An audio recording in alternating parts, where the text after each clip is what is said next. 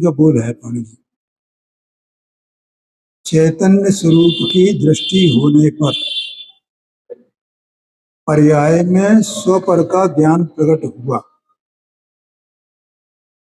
तब पर का जानना हुआ। वह स्व ही है। क्या मतलब कि जीव को इसका जो ज्ञानोपयोग है ना, वो ज्ञानोपयोग में जब राग का अवलंबन छोड़ करके पर का अवलंबन छोड़ करके स्वभाव का अवलंबन किया, तो स्वभाव का अवलंबन होने पर चैतन्य की दृष्टि हो जाती है। चैतन्य की दृष्टि का मतलब क्या है? मैं अकेला एक परम पारणामिक भाव स्वरूप चैतन्य वस्तु हूं। दृष्टि करने वाली स्वयं पर्याय है, लेकिन वो पर्याय ये नहीं कहती कि मैं पर्याय, मैं तो ये वस्तु हूं। और द्रव्य पर्याय का स्वरूप तो अपन ने जाना ही है, बार बार अपन जानते हैं। जहां द्रव्य है वहीं पर्याय है, पर्याय कहीं बाहर नहीं है, है? वो पर्याय है, उसका जो ज्ञान है, ज्ञान का जो परिणमन है, वो परिणमन वहीं हो रहा है उसके भीतर ही। और वो परिणमन अनाद से लक्ष्य पर का कर रहा है, अज्ञान के कारण से राग का लक्ष्य कर रहा है, इंद्रियों का लक्ष्य कर रहा है, संयमों का लक्ष्य कर रहा है। चाहे वो मतलब पाप करता हो चाहे पुण्य के कार्य करता हो, उसका लक्ष्य कहाँ है? ज्ञान का, ज्ञानोपयोग का बाहर की ओर है, तो बाहर की ओर अवलंबन करता है।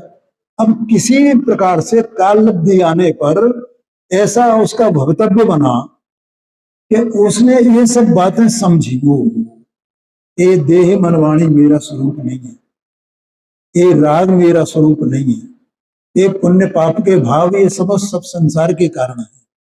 मैं तो इन सब से, इन किन से? संयोगों से, देह मन वाणी से, राग से, क्रोधमान माया लोभ, जितने भी प्रकार के परिणाम हो सकते हैं उन सब से, और पुण्य पाप के भावों से रहित परिपूर्ण चैतन्य स्वभावी आत्मा हूं, ऐसा इसको जानने में आया आगम से, कालब्धि आने पर। जब इसको ऐसा जानने में आया तो ये विचार करने लगा कि मैं उसी को प्राप्त करूं, उसी को प्राप्त करूं, ऐसा इसका एकदम पुरुषार्थ चलने लगा। पानी कुछ भी होए उसे चैन नहीं है। चैन कब मिले? जब अपने द्रव्य को देख ले, जान ले, उसमें उसका अवगान हो जाए, तब चैन मिले उसे, है? तो निरंतर, और बस उसे जो है ऐसी वो घड़ी आई, ऐसा पल आया कि उसने वो अपने पुरुषार्थ के बल पर, वो चिंता लगी थी ना उसे, तो सब छोड़ करके एकदम गुलाट खा करके और वो अपने स्वभाव को पकड़ लिया। अब स्वभाव को पकड़ने पर ये अपना हो गया, ठीक है। अब उसके दृष्टि हुई का मतलब, अब वो उपयोग कहीं भी रहे, किसी को भी जाने, कुछ भी करे, मैं कौन हूं, उसका जवाब क्या है? मैं चैतन्य, मैं चैतन्य, मैं चैतन्य, मैं चैतन्य, मैं चैतन्य। तो सारे जगत भर माने बाहर में जितने पदार्थ हैं वे भी सब मेरे लिए जैसे हैं, तैसे ही मेरे लिए देह मन वाणी है। वैसे ही मेरी परिणति में उत्पन्न होने वाले कर्मोदजन्य विकार, वे भी वैसे ही है। मतलब सबसे मेरा कोई नाता नहीं है ना, इनका मैं करता नहीं, इनका मैं स्वामी नहीं, ये मेरे स्व नहीं, ये मेरे कार्य नहीं, ये मेरे भोग्य नहीं, मैं इनका भोगता नहीं। आया क्या नहीं आया? क्या नहीं? एकदम मैं तो अपने में परिपूर्ण वस्तु, बस ऐसी दृष्टि उसकी हो गई। इसका नाम है चैतन्य की दृष्टि होना। अब जब चैतन्य की दृष्टि हुई, इसी का नाम तो सम्यक दर्शन है। अब जब चैतन्य की दृष्टि हुई तो ज्ञान में क्या हुआ कि ज्ञान में सपर प्रकाशक बना हुआ।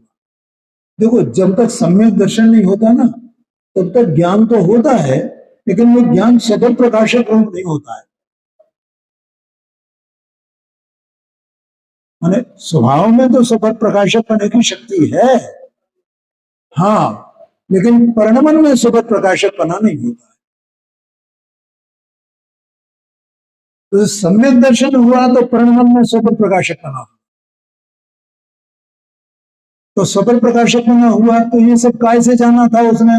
ये राग राग है, ये मेरा नहीं है, ये देह मनवाणी मेरी नहीं, इनकी क्रिया मेरी नहीं, इनके द्रव्य गुण पर्याय मेरे नहीं, ये बाहर में स्त्री पुत्र आदि संयोग सब ये मेरे नहीं। अभी तीन चौकड़ी कसाय का सद्भाव है तत्संबंधी मोह है, इसलिए मैं करता हूं, ये मेरे हैं, ये मेरे हैं, ये सब चलता है, ये सब विकार आत्मा की अवस्था में, लेकिन उसे मानता नहीं है अपना। क्या कहा? उसे मानता नहीं है। किस बल पर नहीं मानता है? जब वो सम्यक ज्ञान है ना, तो सम्यक ज्ञान उसको स्वपने प्रकाशित करता है कि परपने प्रकाशित करता है?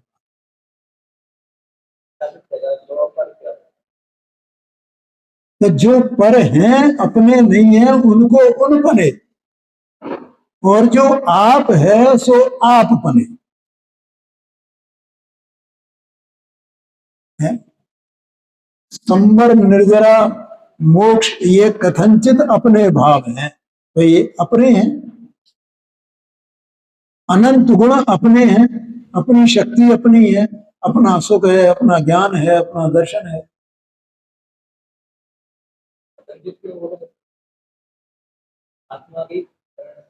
हाँ जी, हाँ जी। ओ, ये पर्याय रूप है ना, मैं तो द्रव्य रूप हूं ना, लेकिन वे मेरे स्वभाव में कई परिणाम हैं, स्वभाव में से उत्पन्न हुए हैं, इसलिए मेरे हैं। लेकिन रागादिक तो मेरे स्वभाव में से आए ही नहीं ना, पुण्य पाप के भाव तो मेरे स्वभाव में से आते नहीं ना, तो मेरे कैसे हो सकते हैं? ऐसा आशय है, इसलिए कथनचित मेरे हैं। आया समझ में? तो अब जब वो सबर प्रकाशक ज्ञान हुआ, यहां दूसरी बात कर रहे हैं कि जब सबर प्रकाशक ज्ञान हुआ, अब माने वो दृष्टि हो गई ना, चैतन्य स्वरूप की दृष्टि होने पर पर्याय में स्वपर का ज्ञान प्रकट हुआ। ये इतनी बात मैंने बता दी, सबर प्रकाशक पर्याय पर्याय में हो गया ना। तब पर का जानना हुआ। क्या हुआ? पर का जानना हुआ। अब पर माने क्या? अभी मैंने जितनी चीजें बताई वे सब क्या है? सब पर हैं, तो उनका पर का परपने जानना हुआ। वह स्व ही है। क्या? वो जो जानना है ना, वो स्व है। पर को पररूप जानने का जो ज्ञान है, पर को पररूप जानने वाला जो ज्ञान है, हाँ, ये वो ज्ञान तो स्व है ना, वह स्व ही है। अर्थात राज संबंधी ज्ञान हुआ। अब आया समझ में? आपको यही बात समझ में नहीं आ रही होगी। राग संबंधी ज्ञान हुआ, वह राग के कारण हुआ है? नहीं हुआ। एवा वो राग के कारण नहीं हुआ है,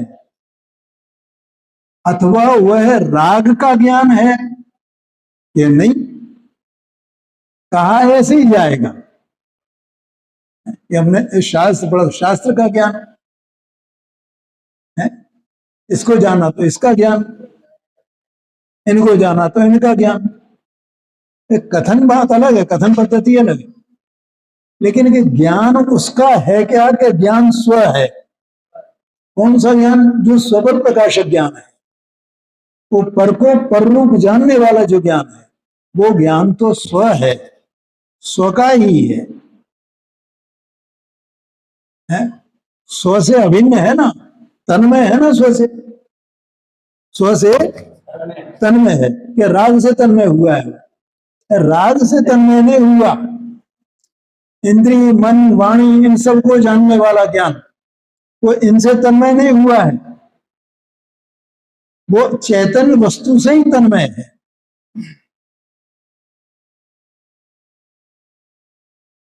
तो वह राग का ज्ञान है ऐसा नहीं है, किंतु ज्ञान का ही ज्ञान है, आत्मा का ही ज्ञान है, चैतन्य का ही ज्ञान है। वह ज्ञान तो ज्ञान का ही है, और ये भी भेद है।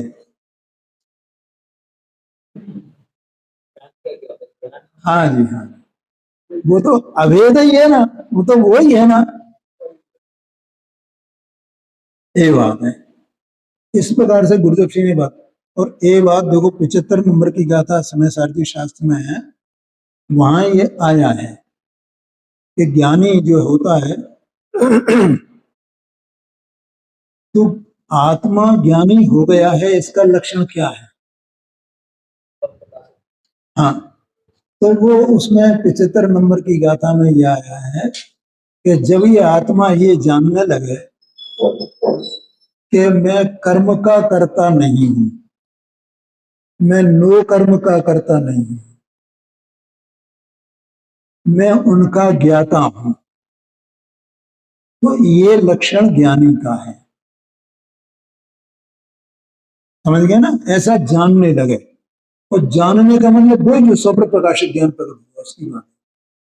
तो स्वप्न प्रकाशिक ज्ञान इस प्रकार से प्रकट होकर के अब वो उनको उन्होंने जानने लगा, इसका मतलब वो उनका कर्ता नहीं हुआ ना, ज्ञाता हुआ ना। तो वहां अब कर्म क्या है, नो कर्म क्या है, ये सब वहां चर्चा है। तो वहां कर्म में ज्ञानावरण आदि का 8 कर्म सब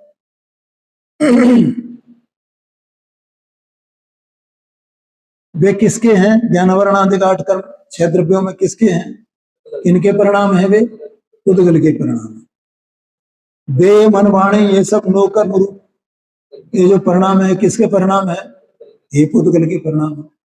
अच्छा, ये तो पुद्गल के परिणाम है, ये तो ठीक आ गया। अब आत्मा की अवस्था में जो रागादिक भाव है, वे किसके परिणाम है?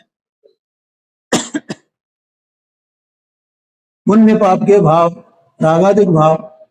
तो वो ज्ञानी अपने सम्यक ज्ञान में किस प्रकार से देखता है उसको? अपने चैतन्य के देखता है कि पर के देखता है? पर के देखता है।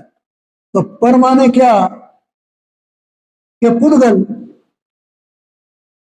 क्योंकि 4 द्रव्य तो स्वभाव रूप ही है। तो अभी ये किस में जाएगा, किसका परिणाम है, और कैसे उसका तरीका भी क्या है समझाने का? तो देखो स्फटिक मणि होता है ना, तो उसमें जिस रंग की डाक लगे उसी रंग रूप वो परिणमित होता है। तो बोलो वो स्फटिक मणि में वो लालिमा हुई है, वो स्फटिक मणि के स्वभाव में से आई है या उसके कारण से हुई है? डाक के कारण हुई है। तो वो डाक की जाति की हुई ना। अगर लाल डाक लगाओगे तो लाल हुई, काली डाक लगाओ तो काली हुई। इसका मतलब क्या हुआ? वो डाक की जाति की है। ऐसे ही ज्ञानावरणादि 8 कर्म है, मोहनी कर्म है उसमें, उस मोहनी कर्म के उदय से आत्मा की अवस्था में जो ये पुण्य पाप के भाव, रागादिक भाव होते हैं, तो ये किसकी जाति के हैं? आत्मा की जाति के हैं या कर्म की जाति के? कर्म की जाति के हैं। और कर्म पुद्गल है। समझ में आया ना? तो वो किसका जानता है उनको? एक पुद्गल के भाव हैं, मेरे भाव नहीं। ख्याल में है कि नहीं? कौन जानता है? वो ज्ञान जानता है। देखो बाहर में बोलना अलग बात है भैया, है। मैं ये पूछता हूं, जैसे मुनिराज है, एक बार इस तरह का प्रश्न भी आया था भोपाल में। तो मुनिराज हैं, तीन चौकड़ी कसाय के अभाव रूप बीतरागता उनके है, संजुलन कसाय के तीव्र उदय में वे शुद्धोपयोग से पतित होकर के शुभोपयोग रूप परिणमित होते हैं। तो शुभोपयोग रूप परिणमित होते हैं, तो बाह्य यत्नाचार में वे सावधान होते हैं कि नहीं होते हैं? तो उन्हें अब मुझे भोजन करना है, आहार करना है, विहार करना है, इस प्रकार का विकल्प उत्पन्न होता है कि नहीं होता है? तो ऐसा विकल्प उत्पन्न होने पर भी मुनिराज के सम्यक ज्ञान है कि नहीं है? तो भाषा तो ऐसी बोली जाएगी ना कि मुझे विहार करना है, मुझे आहार लेना है, मुझे शास्त्र लिखना है, मुझे भव्य जीवों को संबोधन करना है? लेकिन वो ये जो भाषा बोली जा रही है, ये भाषा संबंधी जो विकल्प हो रहे हैं, वे विकल्प किसकी श्रेणी में है और ज्ञान उनको क्या जानता है? यहाँ एक बात है, ज्ञान क्या जानता है उन विकल्पों को? एक पुद्गल के खाते में। पांडे जी समझ में आया कि नहीं है? किसके खाते में ज्ञान, किसके खाते में जानता हूं? हाँ, तो वो विकल्प में जो आया मुनिराज को, वो तो कर्म के उदयजन में ना। हाँ, तो मुनिराज को ऐसी इच्छा होगी कहने के, भैया वो सबका सब पुद्गल के खाते में जो कुछ भी हो, क्योंकि वहां मुनिराज का सम्यक ज्ञान बैठा हुआ है। तो सम्यक ज्ञान स्व है, और सम्यक ज्ञान में प्रकाशित होने वाले वे जो भाव हैं मुनिराज के शुभ भाव, वे क्या हैं? वे पर हैं, पुद्गल के हैं, तब तो वे ज्ञानी हैं। और उन्हें अगर सम्यक ज्ञान इस प्रकार का नहीं हुए तो फिर वे किसके हैं? फिर तो वे अपने ही मानेंगे ना। मुनिव्रत धार अनंत बार ग्रीव को उपजाए। क्यों होता है ऐसा? ये बात है, क्योंकि सम्यक दर्शन नहीं हुआ, चैतन्य पे दृष्टि नहीं आई है, ज्ञान में सम्यक बना नहीं हुआ है, ये बात है, इसलिए ऐसा होता। आया समझ में? तो देखो बिल्कुल मैंने इतनी सरल बात है, जैसे दो और दो चार हो, तो बस केवल अपने को भेद विज्ञान जैसी बातें करनी है। अना देखो भैया क्या है, अपने को दो बातें बताता हूं। पहली बात तो यह है कि अनादि से संस्कार काय का पड़ा हुआ है, मिथ्यात्व का पड़ा हुआ है, अज्ञान के अभ्यास का संस्कार। एक बात तो ये। दूसरी बात, अब उस अज्ञान को तोड़ने के लिए अपने को कितना पुरुषार्थ चाहिए, कैसी धुन चाहिए? अपन ने अभी बीच में शुरू में एक बात बोली थी ना, ऐसी धुन लगे, ऐसी धुन लगे, उसे चैन नहीं पड़े, बेचैन ही रहे, ये बात है। तो अब अपन अपनी स्थिति देखो भैया, ये दूसरी बात है कि हम 24 घंटे में इसके लिए कितना समय दे रहे हैं। ठीक है ना? हमें वो धुन लगे तो हम इस पे पूरे समर्पित हों कि ये तो मुझे करना ही है, तो इसलिए वो कठिन लगता है। लेकिन बात बिल्कुल दो टूक है, उसमें कुछ है नहीं है। जीव जुदा पुद्गल जुदा, यही तत्व का सार इष्टोपदेश की अंतिम गाथा है, क्या 51 नंबर की। बाकी जो व्याख्यान है समयाई का विस्तार, और कुछ है ही नहीं। वो बस इतना केवल जानना, और जानना अपना है, कहीं से उधार लेना नहीं है, लेना है उधार कहीं से? अरे वो जानन स्वरूप में जानने गगन पे मेरा जानना, मुझे किससे क्या लेना है? बस मुझे इतना जानना है, जो भी मुझे करना पड़ा उसके लिए स्व को स्व जानू, ऊपर को ऊपर जानू।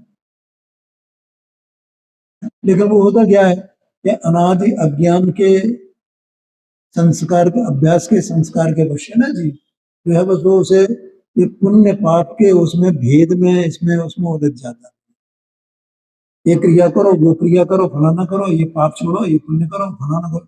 उसकी दृष्टि एक चीज पर रहनी चाहिए, केवल भेद विज्ञान पर।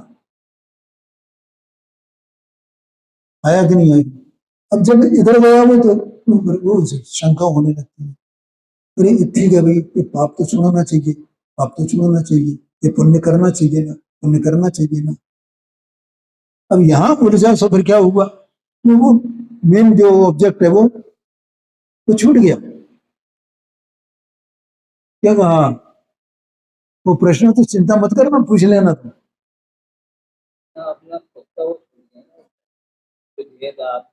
हाँ, ये बात है। देखो क्या है, एक बात मैं बता दूं,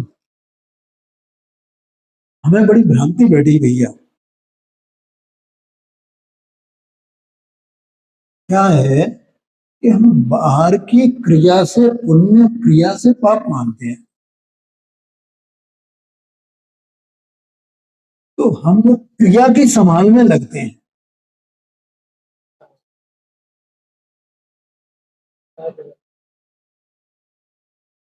आया कि नहीं आया कि नहीं? अरे वो संभालने तो ठीक है भाई, लेकिन जब भेद विज्ञान ये मुझे करना है, तो मुझे ये समझ में नहीं आता ऐसे जीव की तीव्र कसाई कैसे रहेगी। मुझे तो कोई ये सिद्ध करके बता दे, उसके कसाई की मंदता होगी क्या नहीं होगी, और उसी का नाम तो पुण्य भाव है। और फिर उससे कोई अन्याय, कोई बाहर में किसी प्रकार की अनगल या चर्या उससे हो जाए, ये कैसे हो सकता है? मुझे बताओ, उसे संभालने की जरूरत क्या है? या नहीं नहीं, पहले मैं इसको संभाल लूं, पहले इसको संभालू, पहले इसको संभालू।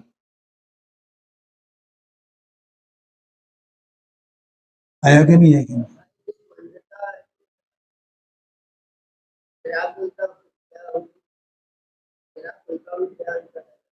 हाँ, निराकुलता में और कसाई की मंदता में क्या अंतर है? बहुत बढ़िया प्रश्न है। हाँ जी, हाँ जी,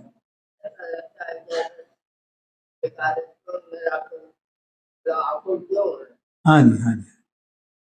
हाँ, आकुल क्यों होना, आकुल क्यों होना? देखो पांडे जी क्या है,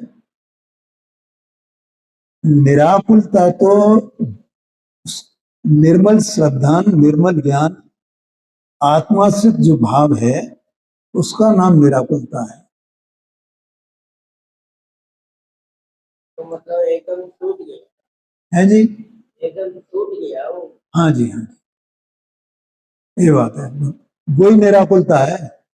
और निराकुलता का मतलब ये नहीं है कि भैया इधर से ये हमने कर लिए, चलो ठीक है, अब ये आकुलता मिट गई, अब इसकी आकुलता मिट गई, अब ये आकुलता मिटने वाली कहाँ है? जहां तक रंच मात्र भी चाह पड़ी है ना, अगर किसी चीज को देखने की चाह भी है तो वो आकुलता है। और मुझे शास्त्र पढ़ना है, शास्त्र में ये बात जाननी है मुझे, ये बात फलाने शास्त्र में ऐसे लिखी हुई है, मैं इस बात को यहाँ बता दूंगा आपको। ये सब चाह है क्या नहीं है?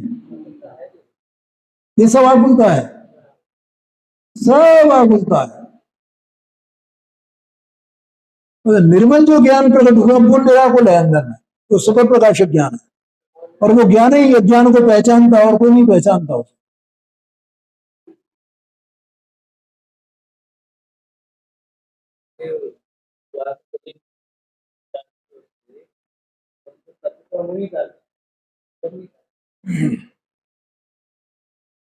देखो क्या है भैया, जैसे किसी जीव को, पहली बात तो यह है कि उनको अनुभव था क्या नहीं था, ये क्लियरली कहीं लिखा हुआ नहीं है। पर फिर भी अपन मान लो उनको सम्यक दर्शन मान भी लें, मान लें, और ऐसा होता है, बहुतों के साथ ऐसा हुआ है, होता रहता है कि शायद सम्यक दर्शन नहीं हो, और शायद सम्यक सम्यक दर्शन होए। तो क्षयोपशम सम्यक दर्शन तो एक क्षण में पलट जाए और मिथ्यात्व में आ जाए।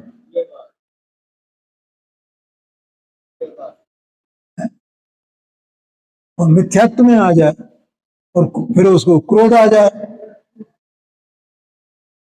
तो वो वैसा बंद करने, वो उन्होंने जो द्वारका जलाई थी ना दीपायन मुनि ने, तो दीपायन मुनि ने वहां पर तो उसको देख करके भवनवासी देव के आयु का बंद किया था, और वो वहां देह त्याग करके और भवनवासी में अग्नि कुमार नाम का देव बना, और अग्नि कुमार नाम का देव बनकर के तुरंत, जैसे वो मेढक वहां वो गया तुरंत और तुरंत वहां उसमें आ गया, ऐसे ही वो तुरंत वहां आया और उसने आग लगा दी अग्नि कुमार देव ने। वो भवनवासी देव था। इसका मतलब सम्यक दर्शन में रहा होगा कदाचित, तो उससे भी वो पतित हो गया।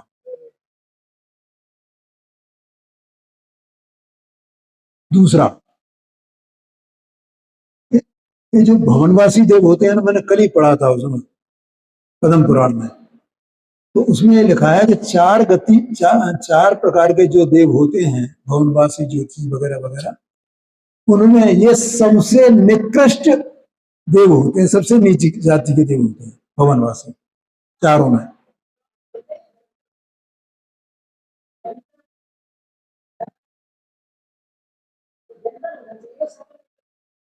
नहीं नहीं, भवनवासी लिखा है पद्म पुराण में, एक बात। दूसरी बात, ये इनकी परिणति दुष्ट कार्यों के करने में होती है, ये भी लिखा हुआ है, कल ही मैंने पढ़ा दिया, दुष्ट कार्यों में करने में होती है। तो ये सब ऐसे ही काम करते हैं। देखो आपको मालूम होगा कि वो नरक में होता है ना, तीसरे नरक तक असुर भिड़ावे दुष्ट प्रचंड, तो वे भवनवासी देव ही होते हैं। हाँ हाँ जी, आया समझ में। तो वो और वो उनका निवास स्थान कहाँ है पता है आपको? जो पहला नरक है ना, उसके जस्ट ऊपर उनका निवास होता है भवनवासियों का, वहां रहते हैं और तीसरे नरक तक जाते हैं और बढ़ाते हैं। इस दुष्ट कार्य है उनकी, एक प्रमाण है उसका। ऐसे ही वो एक पिंगल नाम का ब्राह्मण था, वो जो है पुरोहित का लड़का था, राजपुरोहित था, उसका लड़का था, इसमें कहानी है। तो राजपुरोहित का लड़का था, तो वो और जो सीता का जीव था, वो राजा की लड़की थी पिछले भाव में। तो वो दोनों के दोनों, वो लड़की और वो लड़का, वो एक ही पाठशाला में पढ़ने जाते हैं, तो वहीं एक ही साथ पढ़ते हैं, तो वो दो चार हो जाते हैं आपस में। तो और पिंगल जो घर में बताए हुए ना, न लड़की ने बताया ना पिंगल ने बताया, और दोनों वो भाग जाते हैं वहां से और दूसरे देश में जाके रहने लगते हैं। अब दूसरे देश का जो राजा था, उसने कहा ये तो बड़ी सुंदरी की लड़की है, तो वो पिंगल अपना कुछ मजदूरी वजदूरी करने गया, तो वो उठा करके उसको ले गया वो राजा है। अब वो पिंगल भटकने लगा इधर उधर, बहुत भटका, तो सब लोग उसे मिसगाइड करते रहे, और राजा को तो मालूम था कि मेरे महल में उसकी वो है, और उसको कह दिया वो इधर चलेगी उधर चलेगी। तो जब बहुत भटकते भटकते परेशान हो गया, तो उसे मुनिराज मिल गए, उनके पास चला गया। उनके पास चला गया तो उसने क्या किया, तो परेशान था, उन्होंने चलो भैया यहाँ दीक्षा ही ले लो, मुनिराज का उपदेश, तो मुनि बन गया, मुनि बन गया। लेकिन उसके चित्त में वो ही बात पड़ी रही, वो शल्य उसकी नहीं निकली, तो उसे सम्यक दर्शन भी नहीं हुआ। और उस तप के बल से, बड़ा घोर तप उसने किया, उस तप के बल से वो भवनवासी देव बना। और जो वो राजा का लड़का था, जो सीता के जीव को उठा के ले गया था, है? वो मर के वो मरा, और इधर ये सीता का जीव, ये दोनों, मतलब उसने भी जो है वो श्रावक के व्रत ले लिए थे, मांस वास खाने का त्याग कर दिया, भील के केस में आता है ना, ऐसे ही इसमें इसने भी किया। तो उसके परिणाम अच्छे हो गए। तो परिणाम अच्छे हो गए तो ये वो सीता का जीव और ये दोनों राजा जनक की रानी के गर्भ में आए। और उस भवनवासी देव वो उसका दुश्मन था, वो पिंगल वनवासी देव बन गया। वो निरंतर जो उसे अवधि ज्ञान से, अपने कुअवधि ज्ञान से पता चल गया कि मेरा दुश्मन यहाँ है। तो उसमें लिखा है कि वो उसके गर्भ की रक्षा करने लगा कि जब ये पैदा होएगा तो मैं इसे मारूंगा, मैं फिर देखूंगा, इसका बदला लूंगा। तो जब वो पैदा हुआ तो फिर उसको ले गया उठा करके, उसको ले गया उठा करके, फिर उसने बहुत सोच विचार किया, फिर सोच विचार के उसे छोड़ दिया कि यार ये मारना नहीं चाहिए, मैंने तो बहुत ये प्रतिज्ञा की थी, पिछले भाव में ऐसा किया था वैसा किया था, मुनिराज मुझे मिले थे। तो उसने जो है वो हाँ मुनिव्रत धारण किए थे, ऐसा उसे ज्ञान हो गया था। तो उसने मारा नहीं, मुझे नहीं मारना चाहिए, उसने ऐसे ही छोड़ दिया आकाश में। तो आकाश में छोड़ा तो वो आकाश से नीचे आ रहा था, तो किसी एक कोई विद्याधर था, उसने उसको बीच में झेल लिया, और झेल लिया, उसके कोई संतान नहीं थी उस विद्याधर राजा के, तो वो ले गया। तो मतलब वे सब दुष्ट कार्य करने वाले हैं ये जी। हाँ हाँ हाँ। तो ये यहाँ तो बताना, तो वो भवनवासी देव वो दुष्ट कार्य करने वाले होते हैं, कार्य ही ऐसे होते हैं। हाँ जी हाँ जी, ठीक है। क्या बात चल रही जी अपनी मूल बात? हाँ, सम्यक दर्शन होने पर निराकुलता होती है, और जितनी जितनी राग की कणिका शेष रहती है, जितना भी राग शेष रहे, उतनी उतनी आकुलता है, दुख है। नहीं, आश्रव दुखकार घनेरे, और आश्रव आकुलता, आकुलता कहो, आश्रव कहो, राग कहो, ये सब पर्यायवाची नाम है पांडे जी, ये समझ लेना।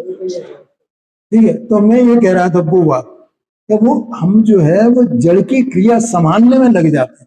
हमारा एक ही वो होना चाहिए, वो कुछ नहीं छूटने वाला है, चिंता मत करो, आप सामान्य सदाचार पालने लगो बस, और कुछ नहीं, जितना अपने को अपने से बन सके। और वहां भी पालते हुए, और मैं बताऊंगा आपको, वहां भी पालते हुए अगर अपनी इच्छा अनुसार कोई कार्य नहीं बने तो वहां कसाई नहीं करना, होनहार जानना।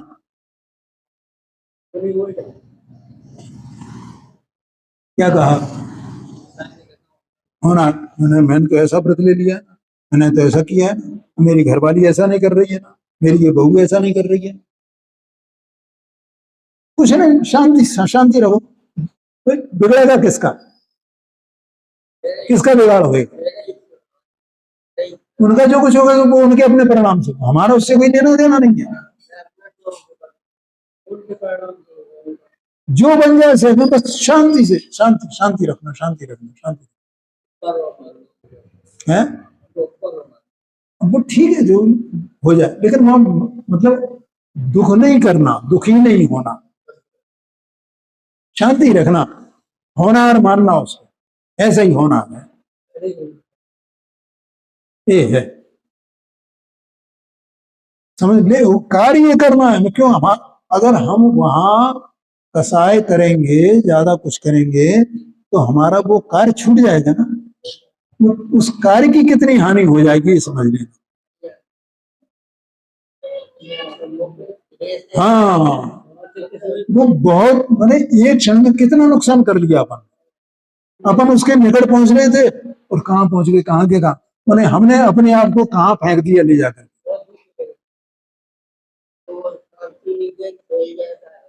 है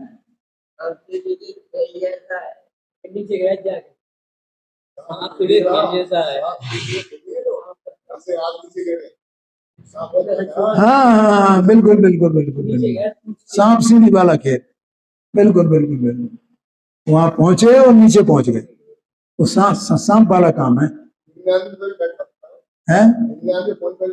हाँ हाँ हाँ, बिल्कुल ये है, समझिए ना। वो मैं बता रहा था ना, ये जो तुमने पूछा था उसका, दीपान मुनि का, तो वो मुझे वो बात बतानी थी कि देखो, सम्यक दर्शन प्राप्त करके, शोभसम सम्यक दर्शी होते हैं सब, बहुत अच्छे मुनि व्रत धारण करके, फिर इन्हें कोई ना कोई शल्य अगर आ जाए ना, निदान बंद करते हैं कसाय के कारण से। निदान बंद कैसे करते हैं कि जैसे किसी ने कोई विपरीतता खड़ी कर दी, अब मैं देखता हूं इसको, अब वो कसाई का होता वैसा आ गया और वो भ्रष्ट हो गया, पतित हो गया, अब मैं इससे बदला लेके ही छोड़ूंगा। इसका नाम निदान बंद है। अब क्या हो गया, वो सम्यक दर्शन भ्रष्ट हो गया। और ये जो रुद्र वगैरह बनते हैं ना, वो इसी प्रकार के बनते हैं। अब वो कितना कितना कितनी दिक्कत होगी उनको,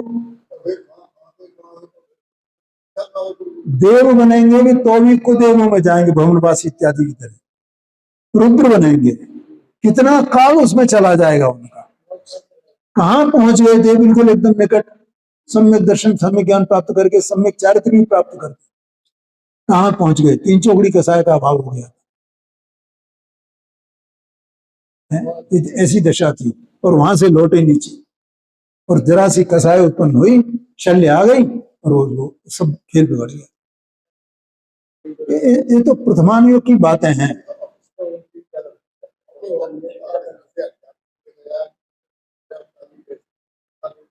हाँ भैया समझ लो, स्वच्छंद में छल ग्रहण नहीं करना, ये कहा जा रहा है।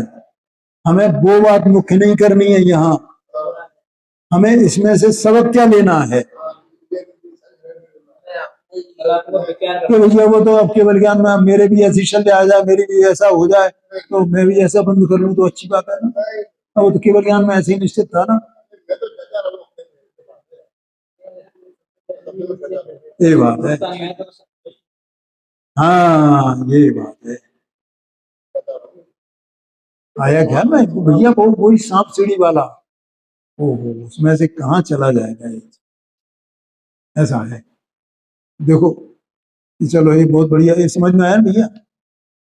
अच्छा, अब जो अपना कौन सा चल रहा है, 260 चलेगा। देखो, अब 12वें भंग का कलशुभ काव्य कहते हैं, 740 पेज पर है। अब कौन से भंग रह गए, दो, 12 भंग हो गए, नित्य और अनित्य। ठीक है, अब पहले इसमें नित्यता को बताएंगे,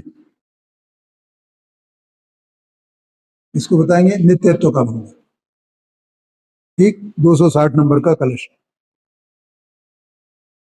प्रादुर्भाव विराम मुद्रित वह ज्ञानांश नात्मना निर्ज्ञानाक्ष भंग संग पतितः प्राय पशुर्नश्यति स्याद्वादीतु चिदात्मना परिमृशम चिद्वस्तु नित्योदितम टंकोत्कीर्ण घन स्वभाव महिमा ज्ञानम भवन जीवति। देखो, अर्थ है इसका नीचे वाला है, 13वां भंग। पशु अर्थात एकांतवादी अज्ञानी उत्पाद व्यय से लक्षित ऐसे बहते हुए ज्ञान के अंश रूप अनेकात्मकता के द्वारा ही आत्मा का निर्णय अर्थात ज्ञान करता हुआ क्षणभंग के संग में पड़ा हुआ बहुलता से नाश को प्राप्त होता है।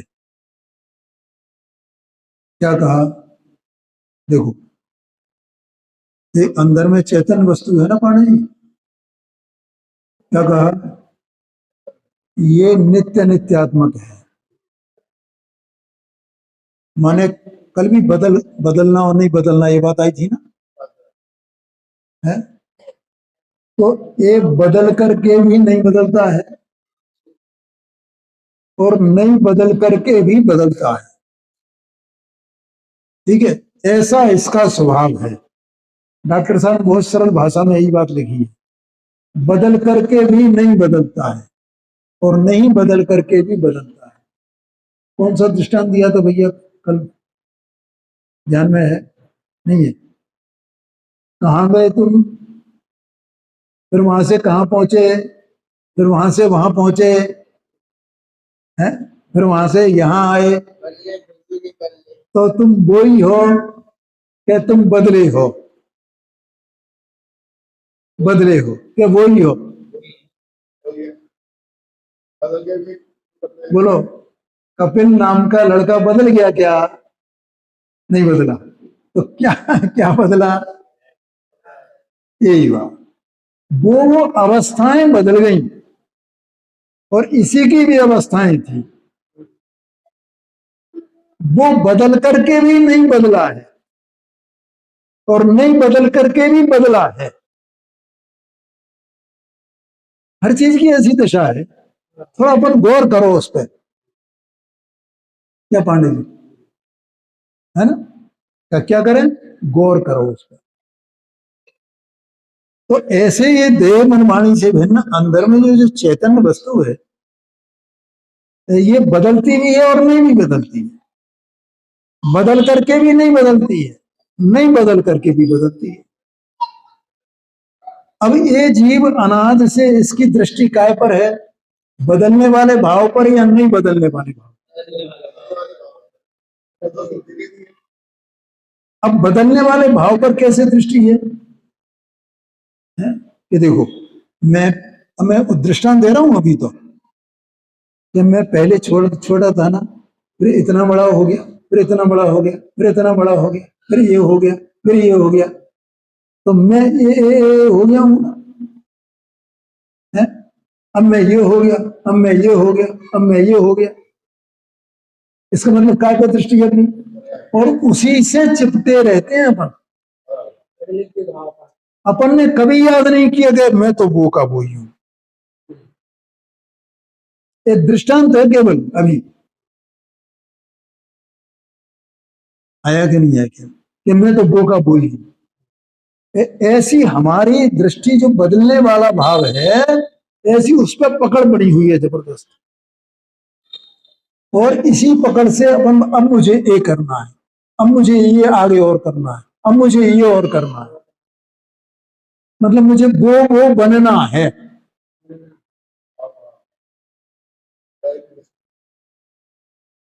है? मेरा जो न बदलने वाला भाव है, उस पर मेरी दृष्टि ही नहीं है, खबर ही नहीं है उसकी, उसका विचार नहीं है। ऐसे ही ये जो ज्ञान मात्र वस्तु आत्मा है, अब सिद्धांत तो आता है, ये ज्ञान मात्र वस्तु आत्मा, तो ये ज्ञान स्वभावी है ना, और ज्ञान का परिणमन भी है ना, दोनों बातें हैं ना। अब जो परिणमन है वो तो समय समय बदल रहा है ना, परिणमन का स्वभाव ही ऐसा है कि एक रूप स्थिर रहता नहीं, बदल जाता, पलट जाता, पलट जाता, पलट जाता, उत्पाद वे उत्पाद वे उत्पाद वे उत्पाद वे। बोलो, समझ में? अब क्या है, यही वस्तु देखो, जानने वाली तो यही है ना, तो ये अपने जो ज्ञान की पर्याय हो रही हैं, उन ज्ञान की पर्यायों, बदलती हुई पर्यायों में ये एकत्व रखता है। ये लिखा हुआ है देखो, उत्पाद व्यय से लक्षित, दूसरी लाइन में देखना, आ गया समझ में? क्योंकि तो उत्पन्न और विलय, उत्पन्न और विलय, उत्पन्न और विलय, पर्याय तो ऐसी हो रही है ना ज्ञान की, वे यही हो रही है, वे अपनी ही है, वे ही अपन है, लेकिन अपने को अपना स्थायी स्वभाव नहीं दिख रहा है, वस्तुपना, वस्तु का वस्तुत्व त्रिकाल, वो नहीं दिख रहा है, और उसमें वो जो परिणाम हो रहे हैं, तो मैंने ये जाना, मैंने ये जाना, मैंने ये जाना, मैंने ये जाना, और मैं अपने यहाँ शास्त्र पढ़ता हुआ अपने ज्ञान का निर्णय करता हूं ना, तो पर्याय से ही करता हूं, स्वभाव से नहीं करता हूं, स्थायी स्वभाव से। किसने कहा सही बात है? हाँ, है ऐसे ही कर रहा हूं ना मैं। मुझे इसका ज्ञान हो गया, मुझे इसका ज्ञान हो गया, ये यही तो ज्ञान है ना, यही तो ज्ञान है ना। मैं यही ज्ञान तो हूं ना, मैं यही ज्ञान तो हूं ना। ये लिखा, उत्पाद वैसे लक्षित ऐसे बहते हुए, धारा चल रही है ना जानने की, जानने की, और जानने की धारा चल रही है, और उस धारा में गे जानने में आ रहे हैं, वो तो चलेगी, और चलेगी तो गे भी जानने में आएंगे ही। गे जानने में आए बिना रह ही नहीं सकते, ज्ञान स्वभाव है ना इसका। तो अब ये क्या है, अनाथ से वो चकचकित हो जाता है गेहूं को जान करके। ये नहीं जानता कि गेहूं से मेरा कोई संबंध नहीं है, तो मेरा अपना स्वभाव है, तो इधर आए अपने अंदर में। लेकिन वो कैसे चकचकित होता है? वो गे के निमित्त से होने वाली अपनी जो पर्याय हैं ज्ञान की, उनसे चकचकित होता है ये, लेकिन अपने ज्ञान स्वभाव से चकचकित नहीं होता है। कि एक ज्ञान का जो परिणमन है वो मेरे स्वभाव से है, ज्ञेयों के कारण नहीं है, ऐसा नहीं जानता है। इसे अपने ज्ञान ज्ञान घन की महिमा नहीं आती है, जो त्रिकाल है, नित्य है। बोलो समझ में आया कि नहीं? ये बात यहां कहते हैं। देखो बिल्कुल सरल है भैया, कठिन नहीं है। ऐसे बहते हुए ज्ञान के अंश रूप क्या है? ये सब क्या है पांडे जी? तो जो पर्याय हो रही है ना, समय समय समय समय समय समय, ये सब ज्ञान के अंश तो है ना, है? आप भगवान आत्मा ज्ञान समुद्र है। क्या है भगवान आत्मा? ये अंदर में भगवान आत्मा माने ये आत्मा, ये चैतन्य वस्तु जो त्रिकाल परम्परानंद भाव रूप है, ये ज्ञान का समुद्र है। समुद्र जानते हो ना? ओ, अथाह जल राशि जिसमें है, और ये जो ज्ञान की पर्याय इसमें उछल रही हैं, चल रही हैं, उछल रही हैं, बह रही हैं, ये तो उसके अंश है ना। जैसे समुद्र पर लहरें चलती हैं, तो लहरें दिख रही हैं, तो लहर लहर जितना ही समुद्र है क्या? लहर जितना समुद्र नहीं है। ऐसी इस जानने की जो पर्याय हैं तो लहरों की तरह हैं, और ये उस समुद्र के अंश हैं। ज्ञान का समुद्र भगवान आत्मा, उसकी ये लहरें हैं, और ये उसके अंश हैं। ज्ञान के अंश रूप अनेकात्मक के द्वारा ही, क्योंकि वे अनेक है ना।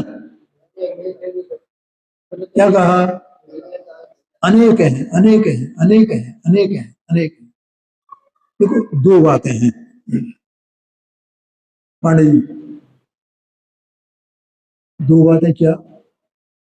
कि पहली बात तो ये कि ये जो ज्ञान जानता है ना, तो ज्ञान क्षण क्षण करके अलग अलग अलग अलग अलग अलग जानना,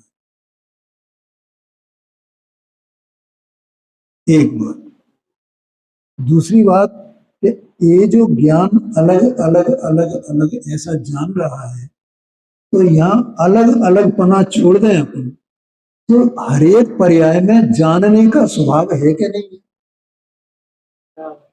क्योंकि अगर जो जानने का स्वभाव नहीं हो,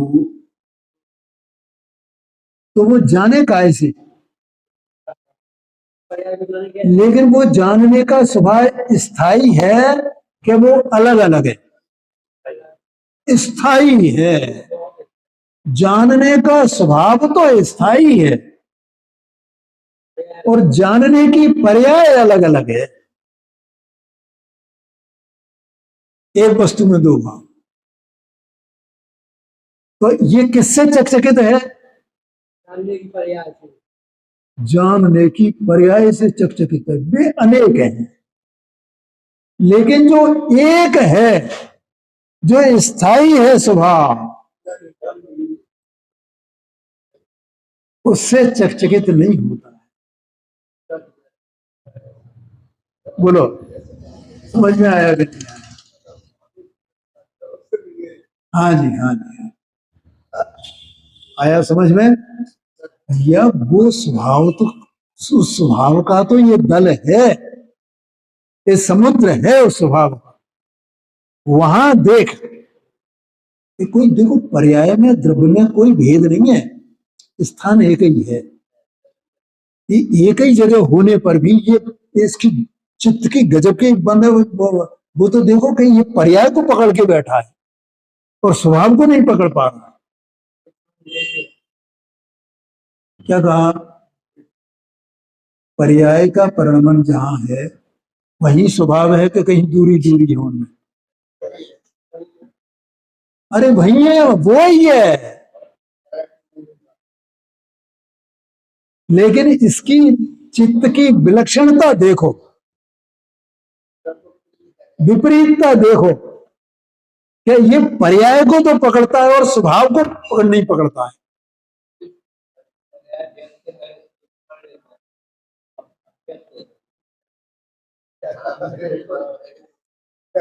नहीं, पर भाई वो भी व्यक्ति जैसे ये प्रकट है, ये हाजरा हुजूर देखता नहीं है ना उधर जाकर।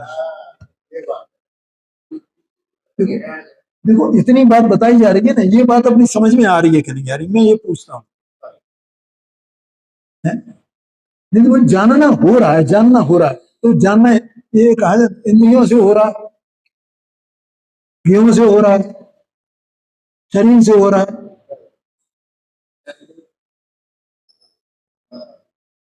वो ज्ञान समुद्र भगवान आता है, उसके उसके ही परिणाम नहीं। ये तो ये अपन ने ये जो इतने कलश चल गए हैं, इससे ये बात अपने को एकदम निश्चित हो जानी चाहिए। मैं वो जो मुझे इसलिए इनकी महिमा आती है इन कलशों में, है कि पूरा द्रव्य अंदर में पड़ा हुआ है, एक स्वभाव को लिए हुए, नित्य स्वभाव को लिए हुए। तो यहाँ कहते हैं अनेकात्मक, ये अनेकात्मक का अर्थ मैंने बताया। तो एकात्मक पना भी है ना, तो स्वभाव तो एक ही है, स्वभाव तो एक ही है, स्वभाव तो एक ही है। देखो पंडित जी, द्रव्य में और पर्याय में कितना भेद है, कितना सा भेद है।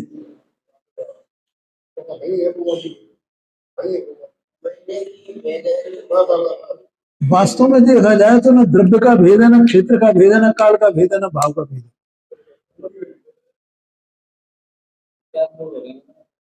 है। विचार, हाँ, पर्याय दे रहे हैं, पर्याय भी किसी से ए वाह, ये जो द्रव्य गुण पर्याय के स्वरूप बताया जाता है पांडे जी, इसके लिए तो बताया जाता है। हर एक द्रव्य है अपने अपने गुण पर्याय वाला।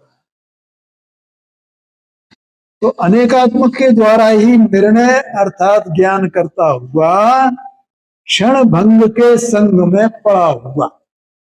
क्षण भंग में पर्याय, पर्याय पर्याय में पर्याय का संग किया है, बस अपने द्रव्य का संग नहीं किया।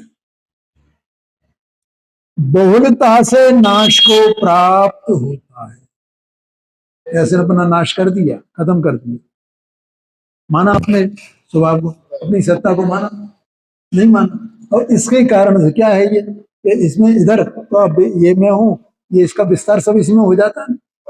देखो एक समय की अपनी ही ज्ञान की पर्याय में एकत्व करने से, उसी को अपना स्वरूप मानने से, ये पूरे विश्व में अपनापन करता है। इतनी सी भूल से ये समझ, और ये भूल मिट जाए इसकी, तो सब सबसे अलग, बस मैं अकेला, अब क्या है, ऐसा समझना। चलो हो गया, आगे चर्चा करते हैं।